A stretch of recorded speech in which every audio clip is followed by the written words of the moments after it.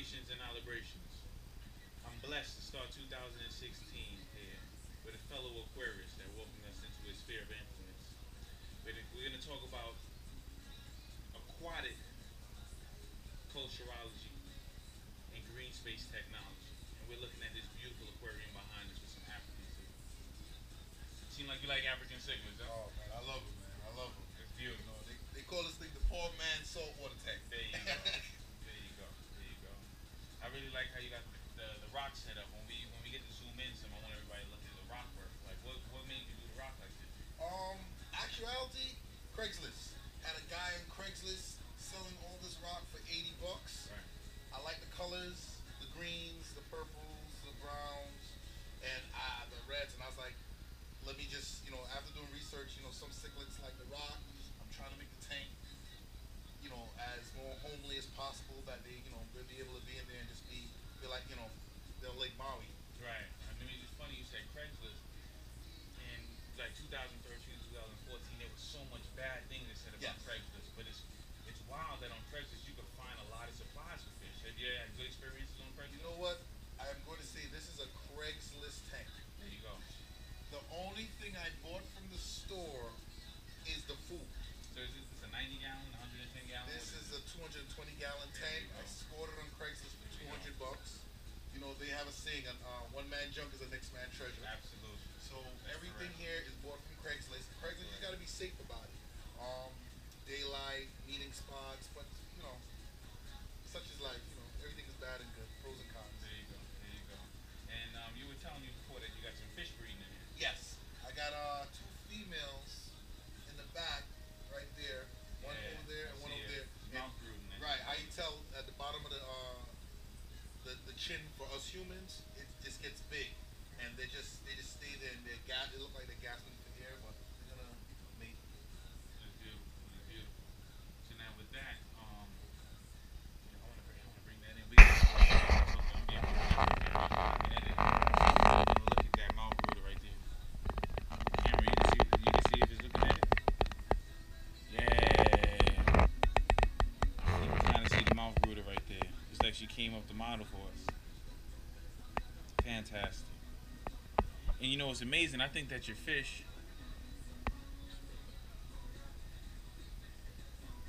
I think that your fish are breeding pretty quickly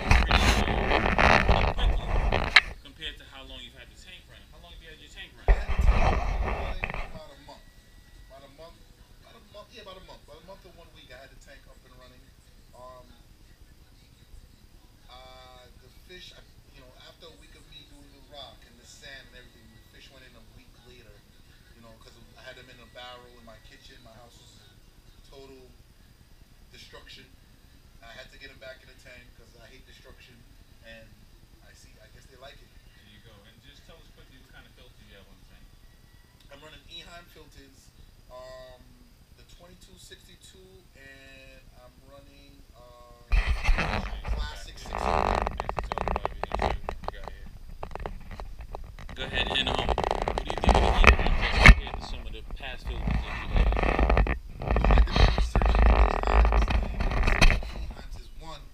You want to look for a filter that burns less wattage, because remember, these filters are going to be running 24 hours a day, 7 days a week, 365 days a year.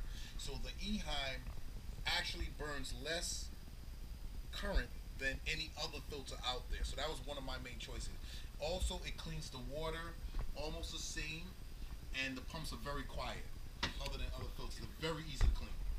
Okay, and I also see that this is a great side view for anybody that can see. We have a ton of fish in here, and he's just getting started. I see that in your overflow boxes you have the holes drilled. Why did you do that? Well, yours truly, not me, but yours truly. This is my guy right here. He comes and does my tank maintenance for me and everything, because I'm way too lazy to do it. It was to create some water flow and to hide all the filters and the pipes and everything else. This is beautiful. Thanks to you for that idea. This is really, really beautiful. I got to tell you, for any aquarist that looks at this, you know that most people's aquariums don't look as neat and tidy as this. And these two of the Eheims that we were speaking about, It has the tank running pretty well. The good thing about Eheims is that they intake from the bottom and they exhaust from the top. When you intake from the bottom and exhaust from the top, that guarantees maximum amount of filtration. And we have great carbon, great filter floss to make sure that we're getting the best quality for these fish. And I think we can't ask any more than that when we talk about a better taking care of this fish.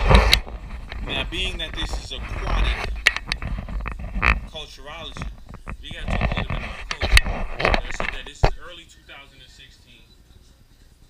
I mean, Brooklyn, New York. We might be talking to people in Spain. We might be talking to people in Jamaica. We might be talking to people in South Africa, whatever it is. What's happening now in Brooklyn? Is it cold? Is it hot? Are the ladies liking you? The ladies like the fish tank? How is it right now? It's a great attraction. Actually, somebody really does. I don't know why. Yeah, clown love. Yeah, it's a great attraction. You know, it's a peaceful thing. You have a long day at work. You just come here. You sit down.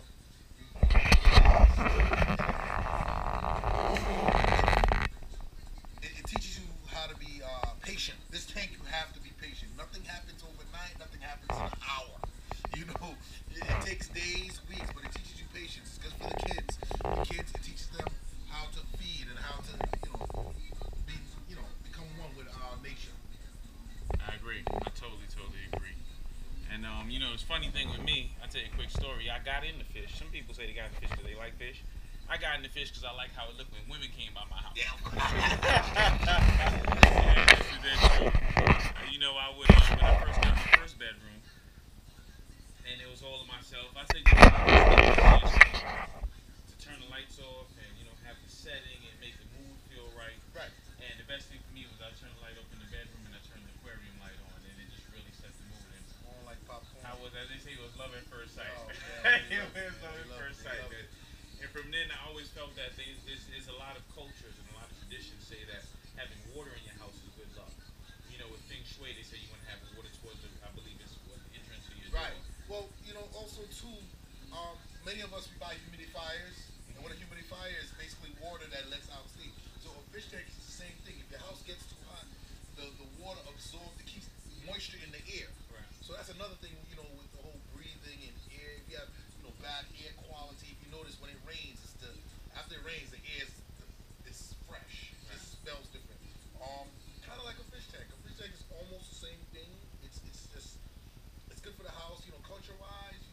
I know with the don't quote me on it, the Asians or the Japanese. I don't know which culture very into koi fish, Right. and the koi fish means a lot to that culture. I can't remember, please, but I know it means a lot to one of these cultures. I think it's Asian or Chinese.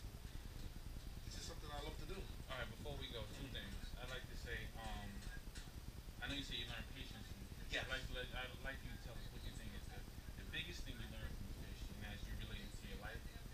And what would you suggest people do that are actually looking to get a 220-gallon aquarium in their house? Um, well, the patience. I'm a now person.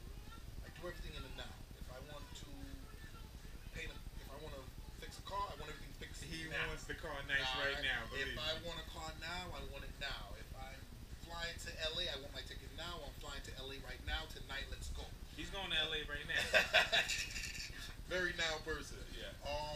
So this tank is not in the now. You could buy as much things as you want. You have to sit there and wait for it to be done. It's a month now, and my water's not even clear. And I sit here every day and I look at my water, and it's not even clear. If you think it's clear now, it's gonna clear even more. Absolutely. Right?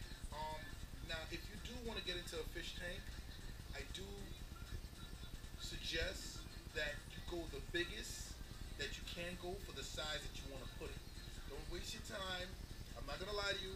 Don't waste your time with a 40, a 50, a 60, a 8. Because after a while, when you get used to that 40, you're gonna want to get bigger. So now you're gonna go to a 90.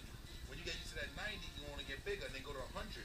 You might as well just do one and do it one time, get it done right, and just enjoy it after that. So if you have the space and you say, I want this space here, you measure it out, everything's about measurements, and you say, I can fit a 100-gallon tank here, just go with a 100-gallon tank. Filtration system, you always double it up. If you have a 100-gallon tank, you do a 200-gallon filtration system to it. There you go. Easier with life. My filtration system is actually adding up to 600 gallons, and this is a 200-gallon tank. Right. He kind of stopped me because I was going to do a 400-gallon, Yeah. make sure it add up to 800 gallons. So just do it once, because I've been doing this for a long time, and I found that I kept on spending money over and over, and I'm always upgrading the tank. Because when you're in this business, man, you just want to always upgrade. And we're gonna get with that, and we thank you once again for joining us.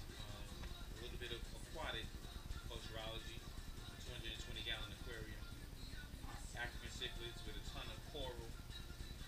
We have tuffle rock, we have slate rock, we have cichlid sand as they would call it, two Eheim filters, some clown loaches, some beautiful water. It's gonna get better than